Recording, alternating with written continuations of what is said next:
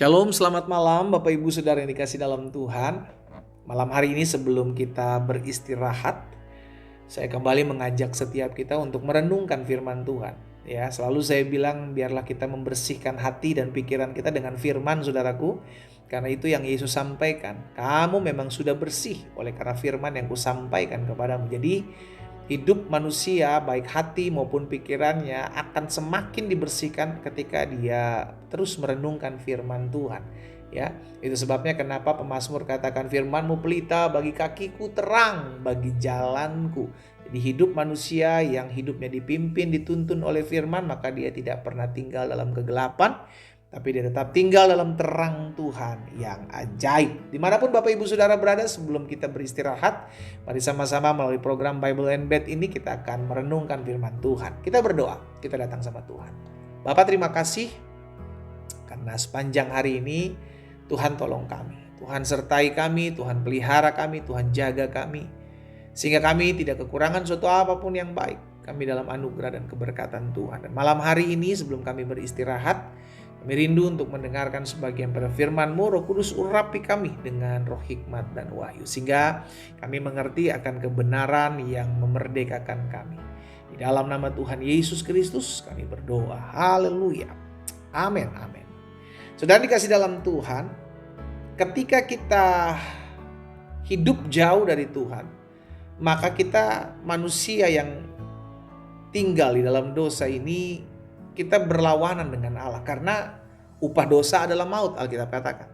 Dan ketika manusia hidup dalam dosa, maka dia tidak bisa menghampiri Allah karena Allah adalah kudus. Dalam kekudusannya kita nggak bisa menghampiri Allah. Itu sebabnya kita perlu diperdamaikan. Ya, sama-sama bilang sama saya perlu diperdamaikan. Melalui apa kita diperdamaikan? Melalui Kristus Yesus kita diperdamaikan dengan Allah.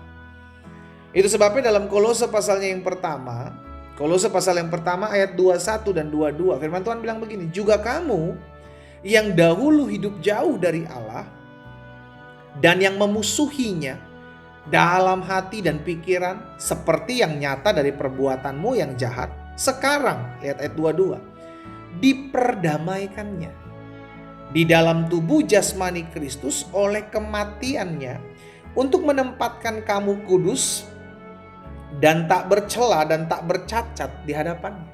Jadi orang yang hidupnya jauh dari Allah itu terlihat dari perbuatannya yang jahat, saudara. Kenapa? Karena dia memusuhi Allah tanpa dia sadari. Sekalipun dia bilang, oh tapi saya beribadah. Tapi kalau perbuatanmu jahat, maka sejatinya engkau sedang bermusuhan dengan Allah.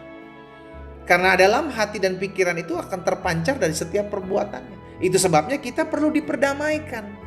Manusia perlu diperdamaikan. Karena begitu besar kasih Allah akan dunia ini sehingga ia mengaruniakan anak yang tunggal. Supaya setiap orang yang percaya kepadanya tidak binasa melainkan beroleh hidup yang kekal. Diperdamaikan kita dengan Allah oleh karena apa? Pengorbanan Yesus. Makanya di ayat 22 bilang kita diperdamaikan dalam tubuh jasmani Kristus. Oleh apa? Kematiannya. Supaya kita ditempatkan kudus dan tidak bercela dan bercacat di hadapan.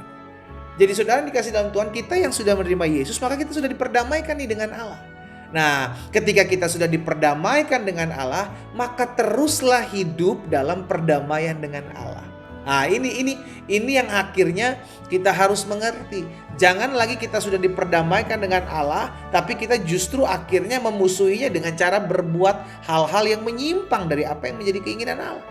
Makanya dalam 2 Petrus pasalnya yang ketiga, 2 Petrus 3 ayat 14, firman Tuhan bilang begini, sebab itu saudara-saudaraku yang kekasih, sambil menantikan semuanya ini, bicara tentang kedatangan Kristus, sambil menantikan semuanya ini, kamu, saudara dan saya harus berusaha, sama-sama bilang sama saya, ada usaha dalam hidup saya.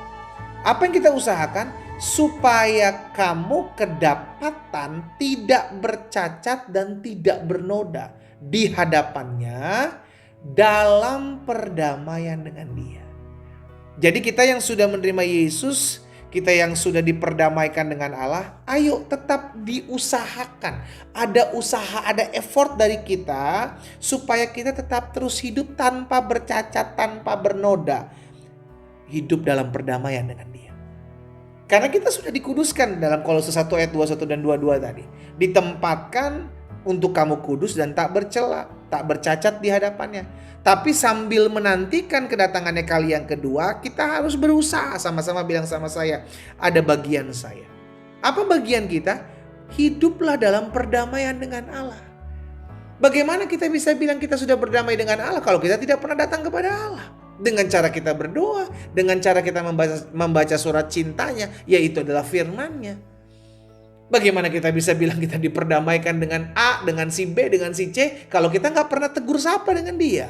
Iya dong, kalau dulu kita ribut, dulu kita bertengkar dengan si A, si B, si C, terus kita udah berdamai, tentu hubungannya akan baik, hubungannya akan harmonis. Tentu kita akan bertegur sapa, tidak dengan diam-diaman.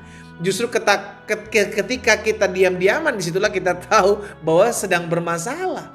Ada perselisihan, ada permasalahan, berarti belum diperdamaikan. Sama dengan Allah pun seperti itu, saudara. Kalau kita bilang kita sudah diperdamaikan dengan Allah oleh kematian dan pengorbanan Kristus Yesus, maka orang yang sudah diperdamaikan harusnya hidupnya kan harmonis. Kita harusnya menyapa pribadi Allah, kita bertemu dengan Tuhan dengan dalam ibadah kita membaca surat cintanya, kita bertegur sapa dengan Tuhan dalam doa kita. Itulah orang yang diperdamaikan. Nah kira-kira sekarang posisi kita nih saat ini, kita sudah diperdamaikan belum sama Tuhan? Oh saya sih percaya loh pendeta, saya sudah diperdamaikan. Tunjukkanlah pribadi yang sudah seperti orang yang sudah diperdamaikan. Dengan cara engkau menyapa Tuhan, dengan cara engkau berbicara dengan Tuhan melalui doamu, dengan cara Tuhan berbicara denganmu melalui firman-Nya. Itulah namanya diperdamaikan. Sudah bertegur sapa. Bagaimana kita bisa bilang saya sudah diperdamaikan, hidup dalam perdamaian dengan Allah, tapi saya nggak pernah baca surat cintanya dia? Saya nggak pernah dengar firman-Nya dia. Saya nggak pernah doa untuk datang berterima kasih sama dia. Cek diri kita. Apakah kita sudah hidup dalam perdamaian dengan Allah? Atau hanya rasanya saja kita sudah diperdamaikan tapi tidak pernah bertegur sapa dengan dia? Kita datang sama Tuhan. Bapak terima kasih karena hari ini firman sudah terbentang dalam hidup kami. Kami diingatkan bahwa orang-orang yang sudah diperdamaikan dengan Allah melalui pengorbanan-Mu Kristus Yesus dalam kehidupan kami, maka seharusnya kami pun hidup berdamai. Dan dengan hidup berdamai maka kami berbicara dengan Tuhan melalui doa-doa kami, dan Tuhan berbicara dengan kami melalui firman. Itu sebabnya biarlah semakin hari kami semakin jaga hati dan hidup kami, sehingga kami tahu bahwasanya kami sudah diperdamaikan dengan Allah. Dan kami mau menunjukkan bentuk perdamaian itu dengan cara kami berkomunikasi dengan Tuhan. Hamba menyerahkan umat-Mu satu persatu dalam tangan Tuhan yang kuat. Biarlah Tuhan campur tangan, Tuhan memberkati, Tuhan jaga, Tuhan sertai, Tuhan tolong setiap kami anak-anak-Mu hidup dalam anugerah Tuhan. Sebentar kami akan beristirahat.